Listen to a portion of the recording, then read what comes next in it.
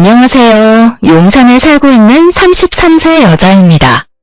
전 이혼한 지 이제 막 1년이 넘었어요. 제가 이 나이에 이혼녀가 되어 있을 거라고는 상상도 못했어요. 요즘 아무리 이혼이 흠이 아니라고 하지만 제가 이혼할 줄은 전혀 몰랐거든요. 이혼한 지 1년이 넘어간 지금도 여전히 남편과 시누이만 생각하면 이가 갈리는데요. 아직도 남편과 시누이만 생각하면 가슴이 답답하고 아파요. 그 정도로 전 결혼 생활 자체가 지옥이었는데요. 이런 결혼 생활일 줄 알았으면 애초에 이 남자를 만나지 말걸, 그런 생각이 가끔 들어요. 하지만 사람 만난다는 게 다 알고 만나는 게 아니잖아요. 그래서 경험이라고 생각하기로 했어요. 결혼 생활로 인해 생긴 답답한 마음을 조금이나마 풀고 싶어 사연을 보내게 되었는데요. 조금 긴 저의 이야기를 들어주시면 감사하겠습니다. 저와 남편은 대학교 동갑내기 같은 대학교 커플이었어요. 20대 초반에 만나서 남편과 6년이나 연애했었네요. 군대까지 기다리며 남편과 전 정말 이쁜 연애를 했습니다. 아무래도 장기 연애라서 혼인신고만 안 했지 이미 부부다라고 말할 정도였어요. 연애를 했었을 당시에 남편에게 문제가 있을 거라고는 상상조차 하지 못했어요. 남편에게 누나만 3명이 있다고 들었는데 애교가 많고 가끔 잘 삐지는 거 보면 아, 막내티가 나긴 하는구나 이런 느낌만 받았지 이게 저희 연애에 걸림돌이 된 적은 없었어요. 여자라면 누나가 많은 남자랑 결혼한다는 게 쉽지 않은 일이잖아요. 근데 저는 연애할 때 크게 신경 쓰지 않았어요. 시누이가 있는 주변 사람들 이야기를 들었을 때도 크게 와닿는 게 없기도 했고요. 그 당시에는 상상이 잘 안 가서 그런가 크게 걱정이 되진 않았어요. 하지만 왜 사람들이 누나 있는 남자를 그렇게 선호하지 않는지 알겠더라고요. 주변 친구들은 제 남편이랑 결혼하는 거 다시 생각해보라고 한 적이 있었는데요. 사실 남편이 저와 연애할 때는 좋았던 사람이었지만 친구들한테 이기적이고 철없는 사람으로 통했어요. 그 사실을 뒤늦게 알게 됐었고요. 기존아, 너 결혼하는 거 다시 생각하면 안 돼? 왜? 무슨 일 있어? 대학교 다닐 땐 아무래도 아는 사람들이 많다 보니까 다들 쉬쉬하는 분위기였는데 지금은 대학 졸업도 했고 눈치 볼 필요도 없으니까 솔직하게 말할게. 현식이 대학교 다닐 때 소문 좀 안 좋았다. 눈치 없고 철딱선이 하나도 없다고. 너도 알잖아. 현식이 과제 하나도 안 하고 항상 무임승차했던 거. 게다가 술 마시고 항상 선배한테 개기고 여자 후배들한테 찝쩍거리고. 에이, 설마 현식이 그런 사람 아니야. 너가 잘못 들은 거겠지. 조별 과제도 제대로 해오지 않고 고기를 먹을 때도 먼저 나서서 고기를 구워본 적도 없는 사람이에요. 한마디로 눈치가 없는 사람이었죠. 게다가 누나만 위로 3명이 있다고 하니까 왜 그런 호랑이 소굴로 시집을 가려고 하냐. 연애만 하고 절대 결혼하지 말라고 말하더군요. 그때 친구들 말을 들었어야 했나 봐요. 대학교 다닐 때 제가 괜히 상처받을까봐 다들 저한테 말을 하지 않은 거였다고 해요. 결혼한다고 하니까 지금이나마 다시 생각해보라고 말해준 거라고 하는데 그때 왜 친구들 말을 듣지 않았던 걸까요? 그때 남편한테 콩깍지가 제대로 씌었나 봅니다. 콩깍지가 제대로 씌었기도 했지만 사실 연애할 때 남편은 저에게 나쁘게 한 게 없기 때문에 친구들 말만 믿고 6년 연애를 그만할 순 없었어요. 그리고 누나가 많은 가정 환경도 다복하고 화목한 집안이겠다며 긍정적인 생각을 가졌어요. 연애 기간이 길었지만 가족을 마주한 적도 없었으니 남편 한 명만 보고 결혼을 결심한 거였죠. 그런데 예상치 못한 곳에서 문제가 터졌습니다. 동거를 단 일주일도 하지 않고 결혼식을 올린 게 문제였죠. 다들 여자가 시집도 가기 전 동거부터 한다면 쌍수를 들고 반대하잖아요. 전 이번 계기로 무조건 동거는 필수 과정이라고 느꼈습니다. 솔직히 결혼은 평생 한 사람과 같이 사는 거잖아요. 붙어있는 시간이 그만큼 길어지는데 생활 습관 같은 걸 꼭 확인하는 게 맞다고 생각했네요. 네, 저는 그걸 못해서 뼈저리게 후회했습니다. 남편의 생활 습관 자체가 저와 너무 맞지 않아서 스트레스를 많이 받았어요. 세상에 이렇게 무능한 남자가 다 있을까 싶을 정도로 남편 존재 자체가 미워졌었는데요. 여보, 이거 설거지 해놓으라고 몇 번을 말해. 내가 잠깐 마트 다녀온 사이에 분명 설거지 좀 하라고 했지. 그리고 이거 밥그릇에 물 안 담궈놓으면 밥알 굳어서 안 씻긴다니까? 제발 밥 먹었으면 물 좀 부어놓으라고. 아, 똑같은 말을 몇 번째 말하는지도 모르겠다. 설거지하고 싶은 사람이 해야지. 나 지금 게임 한 판만 하고 할게. 조금만 기다려봐. 이렇게 싱크대에 음식물 오래 두면 벌레 꼬여서 더 힘들어져. 지금 게임이 급한 게 아니야. 초파리 꼬이고 모기 생기고 난리부르스 되기 전에 빨리 설거지해. 남편은 본인이 해야 할 기본적인 집안일조차 하지 않아요. 본인이 먹은 과자 봉지나 그릇 등등 본인이 치우는 법이 없어요. 탁자에 먹은 껍질을 그대로 올려놓더라고요. 한두 번은 치워줬습니다. 세 번째부터 부글부글 끓더라고요. 마치 저에게 치우라는 듯이 올려놓는 꼴이란 저지르는 사람 따로 있고 치우는 사람 따로 있다는 말이 맞습니다. 옆에 분리수거 봉지가 있는데도 분리수거? 그런 거 안 합니다. 하라고 시켰더니 조금 있다가 본인이 내킬 때 하겠다고 하더라고요. 한마디로 치우기 귀찮다는 거죠. 신혼 초에는 라면조차 끓이는 법을 몰라서 저한테 하나하나 배웠습니다. 아무리 오냐오냐 자란 막내라고 해도 라면을 못 끓이다니요. 게다가 설거지 요령도 없어서 싱크대가 물바다가 되거나 그릇만 수십 개는 깨졌습니다. 결혼할 때 산 비싼 집기는 이미 다 없어졌네요. 처음엔 남편이 다치지 않았을까 걱정이 많이 됐었는데 결혼 1, 2년 차가 넘어갈 때부턴 또 지랄이다 하라고 그냥 대수롭지 않게 넘겼어요.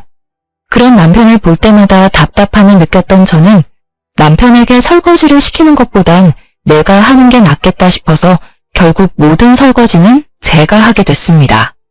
생각해보면 남편이 설거지를 하지 않기 위한 계획이었나 싶더라고요. 설거지 말고도 화장실 문제로 자주 싸우기도 했었는데요. 소변을 볼 때 남편의 소변이 사방팔방으로 다 튀다 보니 다음에 쓰는 제가 정말 불편하고 찝찝하더라고요. 내가 분명 말했지. 오줌 쌀 때마다 제발 이리저리 튀기지 말라고. 오줌이 튀면 닦기라도 하던가. 왜 이대로 냅두냐고. 하여튼 혼자 깔끔한 척은 다 하네. 여보, 그 결벽증 좀 고쳐. 우리 집에선 이런 걸로 문제될 게 전혀 없었어. 그리고 답답하면 여보가 좀 알아서 닦아놓으면 되잖아. 우리 엄마도 뭐라고 안 하는 걸 왜 너가 난리냐? 이제 한평생 나랑 살아야 하는데 언제까지 엄마 하면서 지낼 거니? 이제 내가 싫다고 하는 건 고치는 척이라도 해. 너 나이가 몇 살인데 애처럼 굴고 그래? 왜?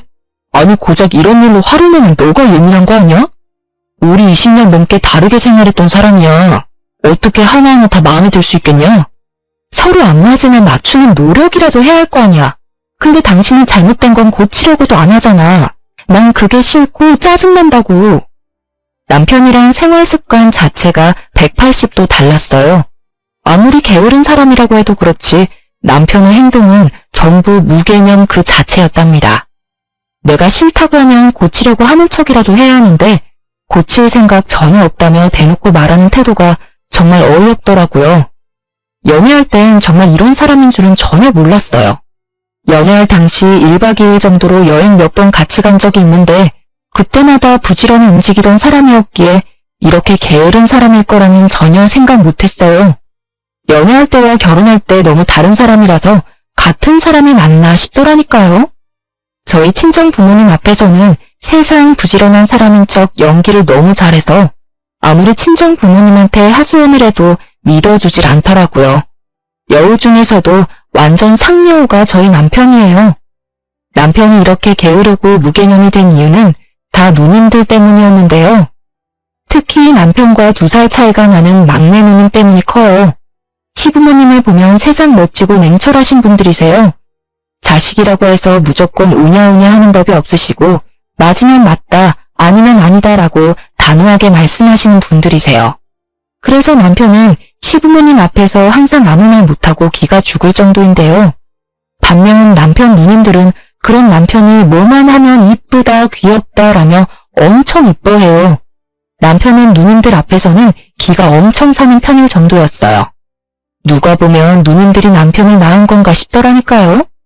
그래도 시어머님과 첫째 누님, 둘째 누님은 시집살이를 절대 시키는 법이 없어요. 오히려 저보고 쉬라고 말할 정도였는데요. 그래서 말로만 듣던 시누이 짓에 대한 걱정이 사라지게 됐었는데요. 하도 주변 사람들이 시누이는 시어머니보다 더 심하다는 말을 들은 적이 몇 번 있어서 조금 겁을 먹은 상태였거든요. 그렇지만 첫째, 둘째 누님만 보고 안심할 수는 없었어요. 남편보다 2살 많은 막내 누님은 정말 시집살이가 심한 편이라서 제가 고생이 정말 많았었는데요. 남편을 제일 이뻐하는 누님으로 남편이 잘못을 하든 안 하든 무조건 남편 편만 들고 명절만 되면 저한테 설거지부터 음식까지 저 혼자 하라고 시키셨어요. 옳게? 우리 엄마가 과일 깎는 거 안 보여? 왜 보고만 있어? 우리 엄마가 옳게 과일 먹이려고 태어난 사람 같아 보여? 엄마 가만히 있어. 이런 건 옳게한테 하라고 해. 조용히 좀 해. 아주 너가 온 세상 시누이 짓은 다 하는구나. 태아가 얘가 하는 말 전혀 신경 쓰지 말고 편하게 쉬고 있어. 오늘 저녁 거의 너가 다 했잖니. 원래 이런 건 며느리가 하는 거라고. 엄마는 이제까지 우리 키우느라 고생 많이 했으니까 이제 며느리한테 다 맡겨. 집에서 꼼짝도 안 하는 년이 왜 애를 못 잡아먹어서 안달이야? 넌 지금도 여전히 엄마 고생시키고 있잖아. 내 며느리는 알아서 잘 해주고 있단다.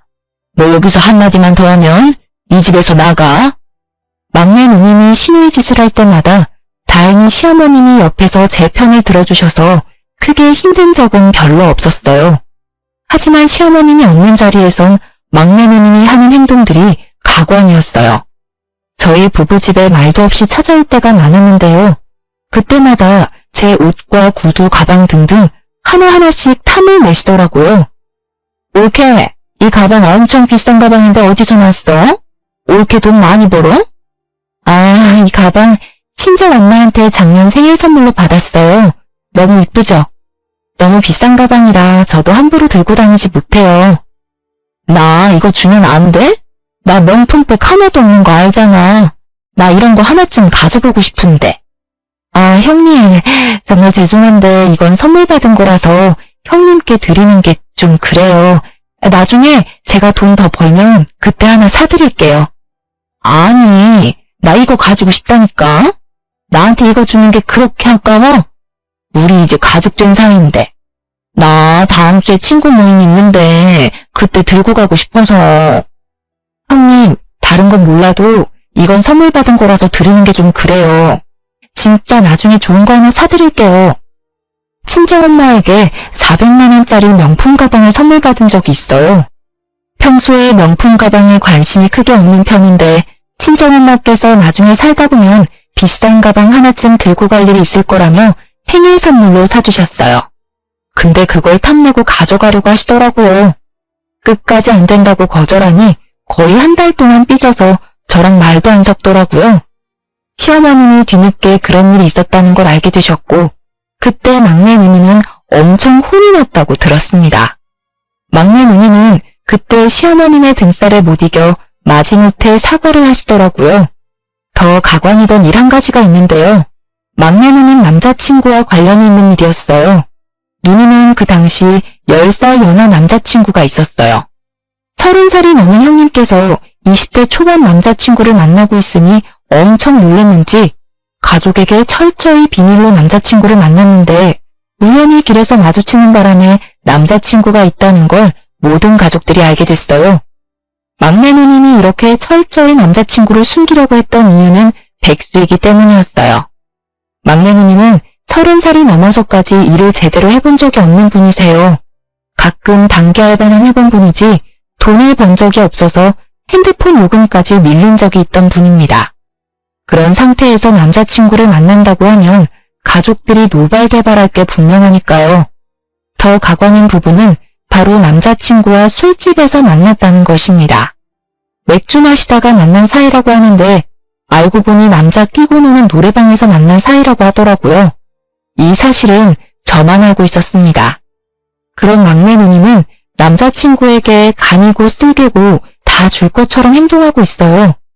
없는 돈 쪼개가면서 데이트 비용을 전부 내고 있으며 신용카드 할부로 남자친구 명품 선물을 해준다는 것입니다. 신용카드 한도 초과로 결국 신용불량자가 될 뻔했는데요. 형님, 제발 그 남자친구랑 헤어지세요. 이러다가 정말 큰일이라도 날 것 같다고요. 왜? 내 남자친구가 얼마나 좋은 사람인데 내가 그런 남자친구를 언제 만날 수 있겠어? 그리고 올케, 너가 뭘 안다고 내 남자친구에 대해서 그렇게 말을 해? 내 남자친구 제대로 본 적이나 있어? 올케가 뭘 안다고 헤어지라고 말해? 앞으로 이런 일로 나한테 뭐라고 하면 올케 가만히 안 둬. 형님, 이번 달 카드값도 400만 원이나 나오셨다면서요. 일도 안 하시는 분이 그걸 어떻게 감당하려고. 너 내 통지서 몰래 훔쳐봤니? 너가 뭔데 훔쳐봐? 올케가 대신 내줄 거 아니면 제발 신경이나 꺼. 한 달에 카드값만 3,400만 원은 기본으로 나왔습니다.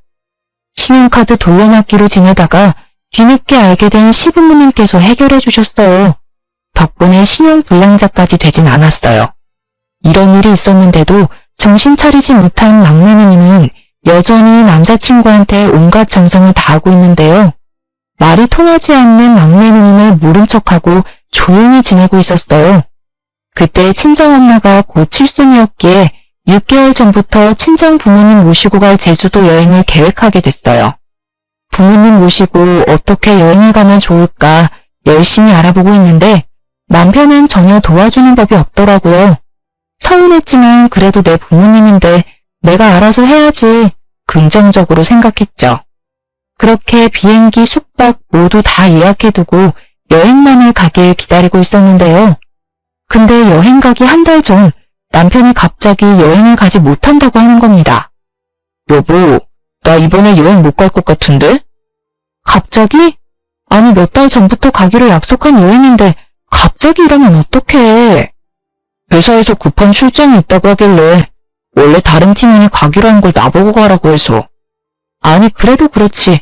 우리 엄마 칠순경 가는 여행이잖아. 다른 팀원들도 있는데 왜 당신이. 이번만 다른 사람이 대신해줄 수 없어? 회사 일이 내 맘대로 되는 게 아니잖아. 여행 다녀오고 나서 그때 장모님 모시고 밥 맛있는 거 먹자. 이번 여행 당신만 다녀와. 너무 섭섭했습니다. 출장 가야 한다고 대충 변명만 되는 남편한테 엄청 서운하더라고요. 다른 것도 아니고 우리 엄마 칠순 여행인데 말이죠. 하지만 회사 일 때문에 그런 거라서 크게 뭐라고 하진 않았습니다. 그렇게 3박 4일 제주도 여행을 다녀온 이후 말도 안 되는 일이 벌어지고 말았는데요. 캐리어 짐을 풀고 이것저것 정리하고 있던 중 제 통장 하나가 없어진 걸 확인하게 됐어요. 제가 결혼하기 전부터 가지고 있던 5천만 원 통장이 없어진 것입니다. 분명 제주도 여행 가기 전까지만 해도 멀쩡히 있던 통장인데 갑자기 없어져서 도둑이 들었던 걸까? 별 생각이 들더라고요. 하루 종일 온 집안을 뒤지며 통장을 찾아봤는데 끝까지 통장이 나오지 않았어요. 너무 놀란 저는 안절부절 못하다가 결국 남편한테 이 사실을 알리고 경찰서에 신고하려고 하는데 남편이 급하게 신고하려는 걸 막더라고요. 그래서 왜 막냐며 성질을 냈었는데 알고 보니까 통장에 손을 댄 범인은 바로 남편이었어요. 남편이 범인이라는 사실을 알고 나서 얼마나 화가 나고 배신감이 들던지. 경찰에 신고부터 해야겠어. 진짜 난 분명히 여기 뒀는데 여보, 우리 집 현관문 비밀번호 바꿀까? 도둑이 된 게 분명하다니까. 그렇지 않고서야 통장에 발이 달렸나. 사실 내가 그런 거야, 내가. 뭐? 그게 무슨 말이야? 당신이 그런 거라니. 사실 내가 급한 일이 있어서 그 돈 썼어. 그러니까 경찰서에 신고할 필요가 없다고. 미쳤어? 당신이 뭔데 내 돈에 손을 대? 어디서 썼는데? 뭐가 그렇게 급하다고 남의 돈에 손을 대냐고. 도대체 어디다가 쓴 거야? 5천만 원이나 되는 돈을 도대체 어디다 사용한 거지 물어봤는데 안절부절 못하며 끝까지 말을 못하더라고요. 끝까지 말을 하지 않길래 시부모님께 전화를 하려고 했습니다. 시부모님께 말한다고 하니 그때서야 어디에 사용을 한 건지 알려주더라고요. 미선이 누나한테 줬어. 막내 누나. 정말 미안해. 누나가 급한 곳에 돈 쓸 곳이 있다고 해서 빌려줬어. 막내 형님? 미쳤어? 빌려줄 사람이 따로 있지. 땡전 한 푼 없는 막내 형님한테 빌려주면 어떡하냐? 당신 솔직히 말해봐. 내 돈 훔치려고 제주도 여행 안 간다고 한 거지? 내가 지금 이 사실 발견하지 않았더라면 끝까지 숨기고 있었을 거잖아. 누나가 이래서 갚는다고 하길래 정말 미안해. 미안해, 여보야. 내가 누나한테 다시 돌려달라고 말할게. 제발 화내지 마, 어? 당장 형님 불러. 지금 당장. 그렇게 저와 남편 막내 누님과 삼자 대면을 하게 됐습니다. 막내 누님의 얼굴을 보자마자 뺨 한 대 갈기고 싶은 거 꾹 참고 말을 이어나갔습니다. 형님, 남편한테 다 들었어요. 남편한테 5천만 원 빌리셨다면서요? 그게 무슨 돈인 줄 알고 빌리셨어요? 근데 왜? 내 동생한테 돈 빌리는 게 큰 잘못이야? 그 일 때문에 이 시간에 날 여기로 부른 거야? 전 이렇게 뻔뻔하고 가증스러운 사람 처음 봤습니다. 본인 동생한테 빌린 돈인데 왜 자기를 불렀냐며 뻔뻔하게 나오는 막내 누님 때문에 진짜 화가 치밀어 오르더군요. 가운데 앉아있는 남편은 눈치만 보며 기죽은 강아지처럼 앉아 있었습니다. 내가 이런 남자랑 6년을 연애하고 결혼을 했다는 게 정말 한심하더라고요. 과거로 돌아가서 이 결혼을 막고 싶은 심정이었어요. 그 돈은 제 돈이에요. 알고는 있으셨어요? 그 5천만 원이 올케 돈이라고? 5천만 원의 출처가 저라는 말에 당황한 막내 누님은 애써 당황하지 않은 척 포커페이스를 유지했었습니다. 형님, 그 5천만 원 당장 돌려주세요. 그 돈 빌려간 지 얼마 안 됐으니까 다 쓰진 않으셨을 거잖아요. 일단 일부라도 좋으니까 제 돈 돌려주세요.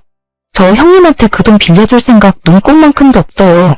당장 돌려주세요. 돌려주고 싶어도 못 줘. 그 돈 이미 다 쓰고 없는 상태야. 아쉽게 됐네. 나중에 천천히 갚을게. 앙칼진 목소리로 돈이 없다고 말씀하셨어요. 당장 돌려줄 돈이 없다며 배째라는 듯이 나오는 막내 누님 때문에 혈압이 오르다 못해 쓰러질 것 같았습니다.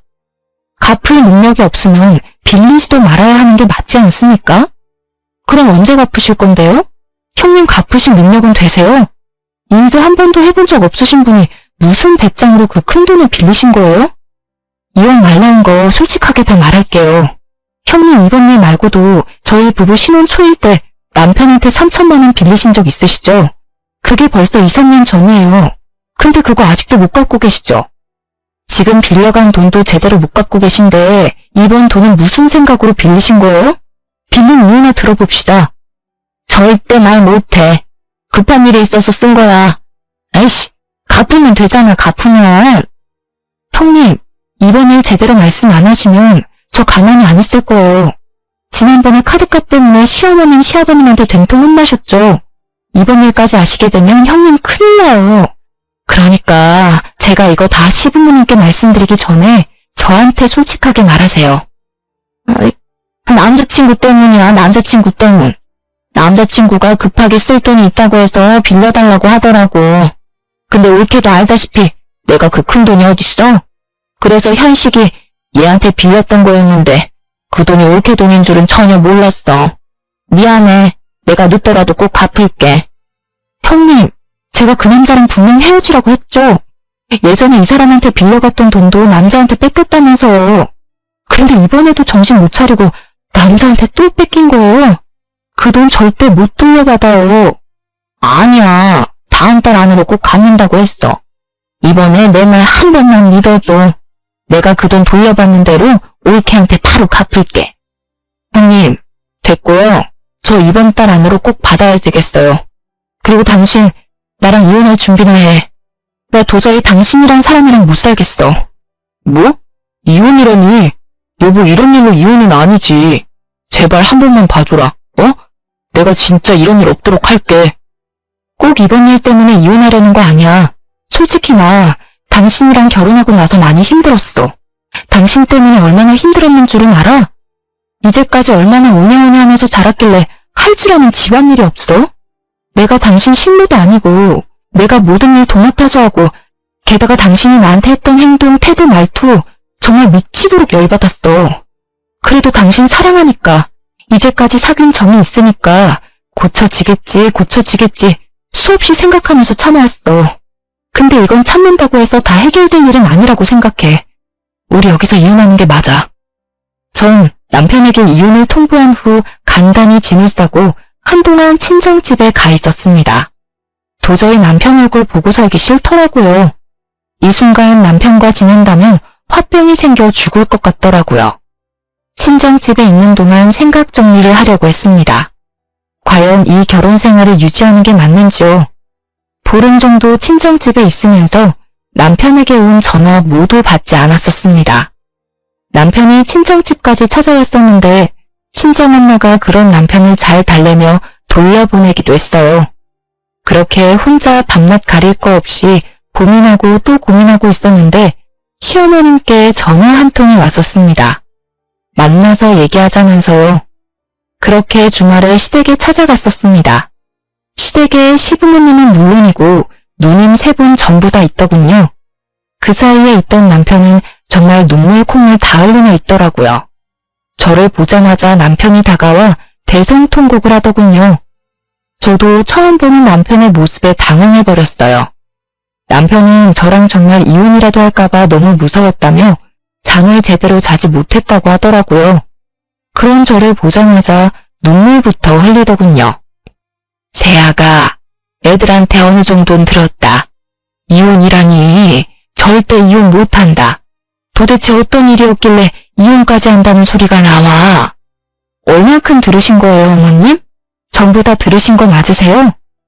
현식이가 너 돈에 손을 댔다는 정도만 들었다.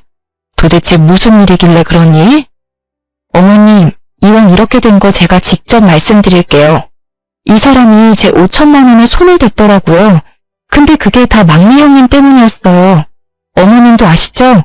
막내 형님 남자친구. 그 남자친구 때문에 이 사람한테 돈을 빌려달라고 한 거였더라고요. 근데 남편은 저한테 말도 없이 제 돈을 빌려준 거였고요. 저 남편도 남편이지만 막내 형님 때문에라도 이혼하는 게 맞다 생각해요. 저 이 집에 시집 오고 나서 남편이랑 막내 형님 때문에 정말 힘들었어요. 남편은 집안일 전혀 신경 쓰지 않았어요. 할 줄 아는 게 전혀 없는 사람이더라고요. 할 줄 모르면 하려는 노력이라도 하면 모를까. 오히려 제가 이 모든 집안일을 도맡아서 하는 게 당연한 거였더라고요. 그리고 어머님도 아시잖아요. 막내 형님이 이제까지 저한테 어떻게 해왔는지. 저 이제 힘들어서 못하겠어요, 어머님.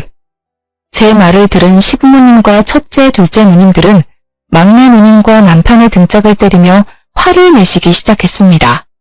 남편은 그저 맞고만 있고 막내 누님은 뭐가 그렇게 서러운지 자긴 끝까지 잘못 없다며 서럽게 울더라고요. 아이처럼요. 가족끼리 고작 5천만 원 가지고 1억이야? 어? 올케도 참 독하다. 가족들 앞에서 꼭 이래야만 했어? 그런 형님은 저한테 왜 그러시는 거예요? 저 이제 형님 가족 안 하려고요. 당장 돈이나 갚으세요. 엄마, 당장 올케한테 돈 보내줘. 나 정말 숨막혀서 미치겠다고. 엄마, 제발. 너가 빌린 돈 내가 왜 갚아줘야 하니? 너 능력껏 빌린 돈 갚아라. 그리고 분명 엄마가 말했었지. 그 남자 절대 만나지 말라고. 넌 엄마 말이 개똥 같니? 왜 말을 안 들어? 남자한테 간이고 쓸개고 다 내주는 여자가 세상에서 제일 한심한 여자라고 몇 번을 말했어, 이거사. 너 앞으로 이런 식으로 살 거면 나 보고 살지 마. 전 이날 이후 집에 있는 모든 짐을 빼고 나왔습니다. 친정 부모님은 혼자 나가서 살 생각하지 말고 같이 살자고 하시더군요. 남편과 살던 집은 전세였었는데 다음 세입자를 구한 뒤 돌려받은 전세비는 제가 그대로 갚기로 했습니다. 그 전셋값은 저희 친정 부모님이 빌려주신 돈이었기 때문에 제가 갚는 게 맞았습니다. 그리고 남편과 이혼을 준비하고 있는 과정에서 시어머님을 마지막으로 보게 됐어요. 시어머님이 절 마지막으로 꼭 보고 싶다고 하셔서 따로 만나게 됐었는데요. 세아가, 우리가 이렇게 된 게 참 마음이 아프다. 너가 현식이랑 갈라서기 전에 마지막으로 너 얼굴 보고 싶었어. 어머님, 저도 마음이 좋지 않네요. 어머님은 제가 보는 앞에서 6천만 원이란 큰 돈을 계좌이체 해주셨어요. 놀란 저는 돈을 거절하려고 했는데요. 하지만 어머님은 이 돈 꼭 받았으면 한다고 하셨어요. 이 돈 꼭 받아줘. 시엄마로서 마지막으로 해주고 싶어서 그래. 너가 우리한테 시집 왔을 때부터 얼마나 고생이 많았어. 내가 너희 결혼한다고 했을 때 도와준 것도 없어서 항상 마음에 걸렸어. 이 돈 받을 자격 충분하다. 부모로서 애들한테 줘야 할 돈 그냥 너한테 주고 싶어서 그런다. 우리 애들이 몸만 컸지 아직 철이 없어. 우리 막내 그동안 같이 살아줘서 고맙다. 이건 애들이 빌려간 돈이랑 별개로 주는 거니까 애들한테 돈 꼭 받아내. 이 돈 받았다는 거 애들한테 절대 말하지 말고. 저와 시어머님은 한참을 울었습니다. 사실 전 시어머님 덕분에 결혼 생활을 이어갈 수 있던 거였거든요. 친정엄마처럼 정말 잘해주셨습니다. 그런 어머님과 앞으로 못 볼 거란 생각에 정말 슬프고 그렇더라고요. 이 이후로 남편과 이혼하게 됐습니다. 처음엔 남편이 이혼하지 않으려고 엄청 때를 썼는데 시댁에서 당장 이혼하라고 부추겼다고 들었어요. 그렇게 마지못해 저와 이혼을 하게 됐습니다. 이혼을 하고 난 뒤 얼마 지나지 않아 돈 문제로 남편을 만난 일이 있었어요. 이혼은 했었지만 돈 문제는 바로 해결되지 않았거든요. 당신 돈 언제 줄 거야? 형님이 안 주면 당신이라도 내 5천만 원 돌려줘야지. 누나가 빌린 돈인데 내가 꼭 갚아야 하나? 그런 무책임한 말이 어딨어. 애초에 5천만 원에 손을 댄 건 당신이야. 형님이 못 갚으면 당신이라도 내 돈을 갚아야지. 이 돈 빠른 시일 내로 못 갚으면 둘 다 경찰서에서 나 볼 줄 알아. 여보, 돈도 돈이지만 우리 다시 합치면 안 돼?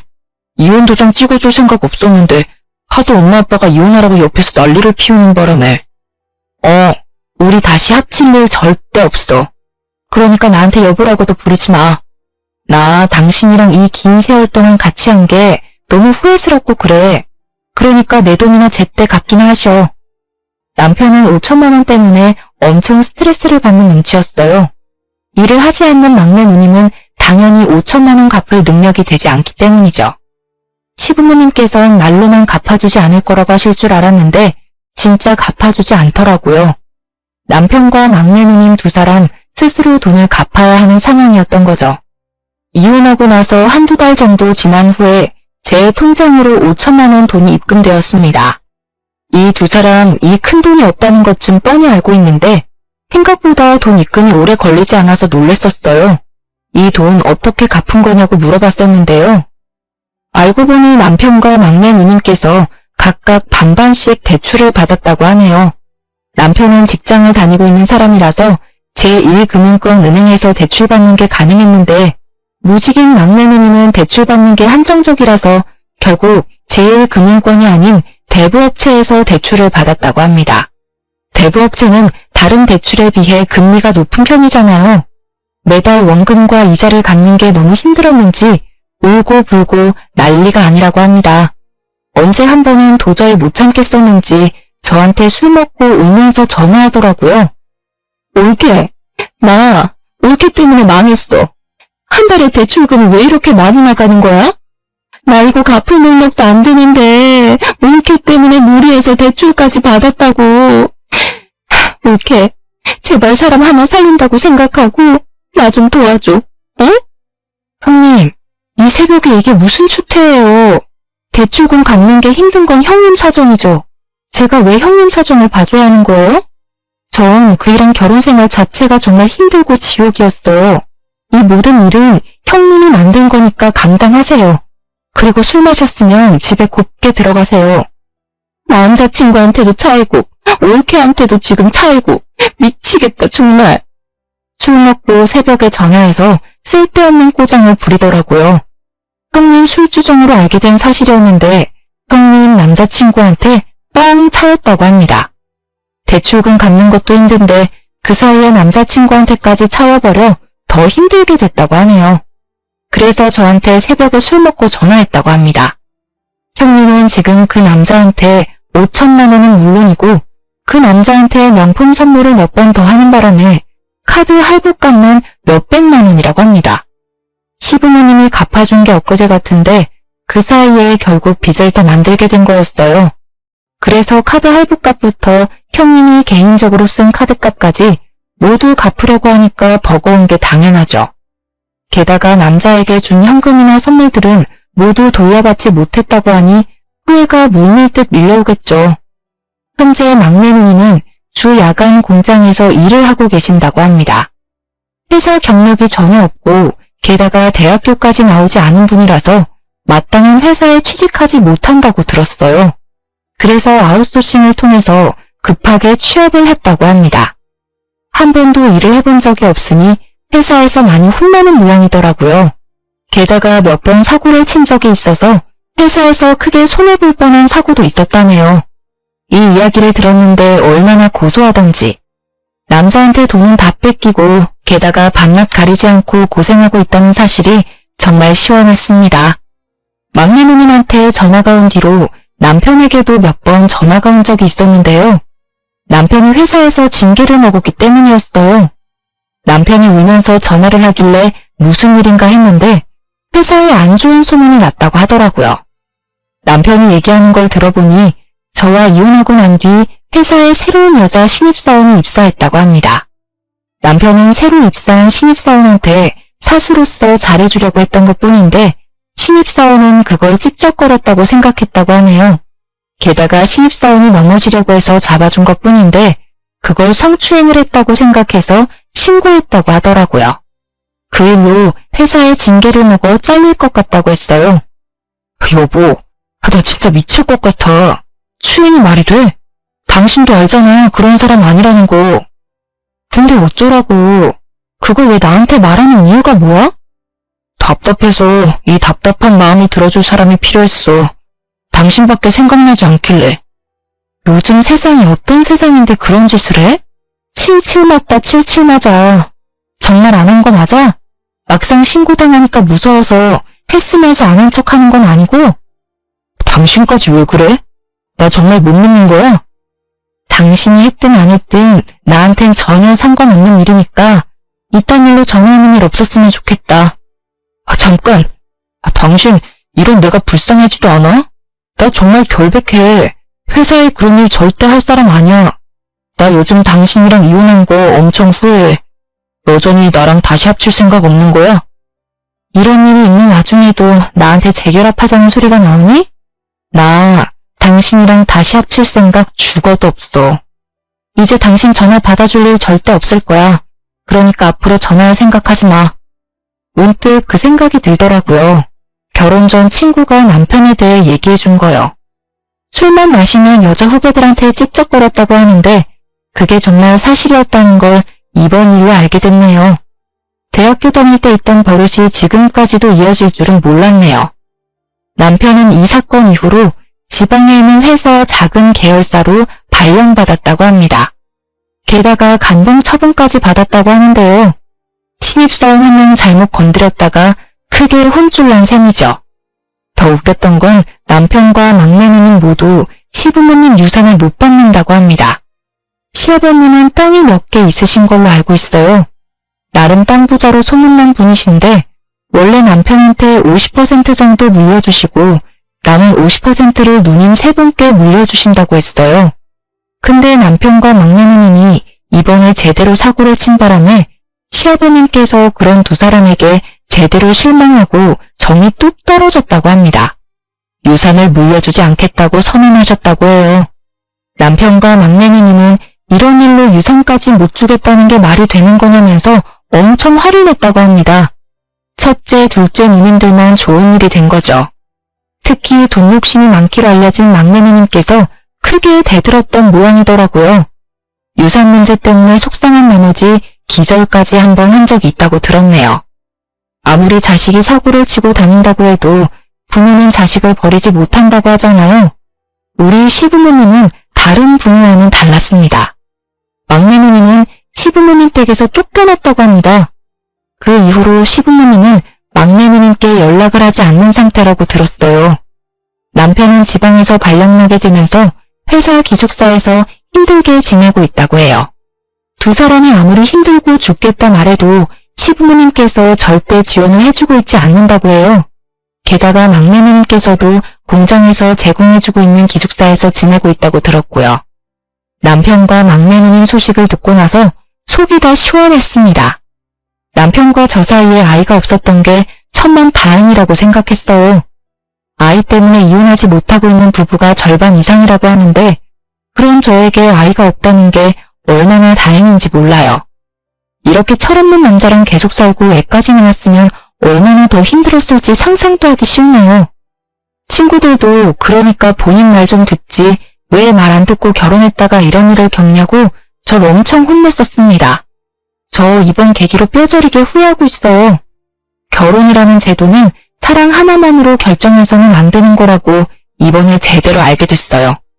전 이혼하고 나서 여전히 친정 부모님과 함께 지내고 있습니다.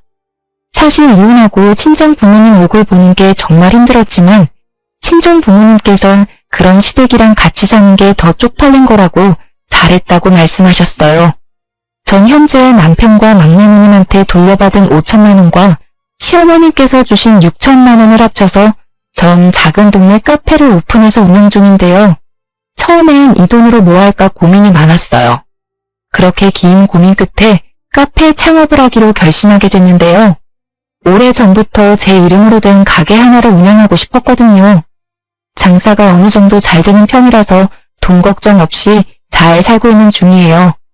남편과 계속 살았으면 절대 할 수 없었는데 이혼하고 나서 이렇게 행복하고 잘 살 수 있다는 게 정말 꿈만 같고 그렇네요.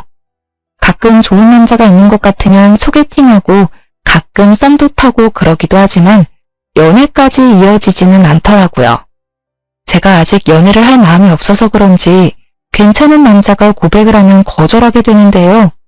아직 이혼에 대한 아픔이 다 사라지진 않았나 봐요. 좀 괜찮아지면 그때 연애를 해도 늦지 않다고 생각해요. 아무래도 연애 6년, 결혼 생활도 3, 4년 이상 했었잖아요. 긴 세월을 같이 했던 사람이 갑자기 사라지다 보니 좀 공허하고 속이 쓰라린 게 있어요. 하지만 연애한 기간에 비해 결혼 생활은 다소 짧은 편이었지만 전 최대한 빨리 이혼한 게 다행이라고 봐요. 저처럼 결혼 생활이 힘든 분이라면 견디면 괜찮겠지라고 생각하지 말고 한 살이라도 어릴 때 이혼하는 걸 추천하고 싶어요. 요즘은 결혼이 필수가 아닌 선택이라고 하잖아요. 이혼도 흠이 아닌 시대이기도 하고요. 아, 그리고 만약 결혼을 앞두고 계신 분은 꼭 이 사람이랑 결혼을 해야겠다 싶으면 짧더라도 한 달은 꼭 같이 살아보고 결혼했으면 합니다. 여러분, 동거를 욕할 게 아니에요. 만약 동거를 했다면 이혼이 아니라 파혼이라는 결과였을 텐데 사회 인식이 개선될 필요가 있다고 생각해요. 넋두리가 길었네요. 지금까지 제 길고 길었던 이야기를 들어주셔서 감사해요.